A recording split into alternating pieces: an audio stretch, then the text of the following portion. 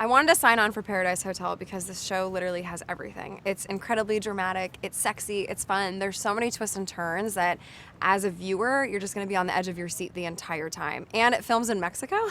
So I get to be in Mexico for 6 weeks. My family's gonna come. So we're kind of making a trip out of it. So it's sort of the best of both worlds for me. I think what's different now from the original is just this is more modern, you know, but it's a lot of the same kind of ideas, a lot of the same sort of challenges and stuff like that. But it's just set in 2019, you know, so it's a little bit more glamorous maybe, you know, and not as many bad haircuts, I'm sure. You know, I went back and watched it too, you know, before I agreed to doing the show, just to kind of, because I remember it back in the day, but I don't think I ever actually saw it. I was a little too young.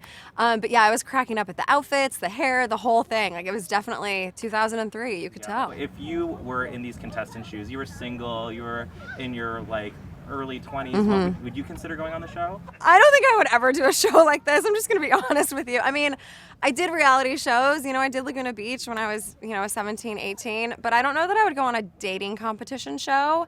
To me, that just sounds like a bunch of girls in a sorority, and like, that doesn't sound like fun. Like competing for one, like, no, I want no part of that. I mean, that's what you do as a producer, you know, you want to put together a cast of people that aren't going to necessarily be best friends. And you know, now that I know that, I don't think I would ever go on a show like this. I was watching your little video of do's and don'ts that you suggest for the contestants. Yeah. And my favorite one is like play dirty. Yeah. Now, like in your mind, what does that mean in this show? Play dirty, that just means that do whatever it takes to get to that money, you know? And so to get to the money, you have to be the final couple. So listen, whatever you have to do. All's fair in love and war. Some people are coming specifically for that money, but maybe they're going to end up really liking somebody and potentially falling in love. I mean, you just never know. But that's why it can get so complicated, and there's so many layers to this game, and that's why it's so exciting to watch. And one of the things you're excited to do is stir the pot.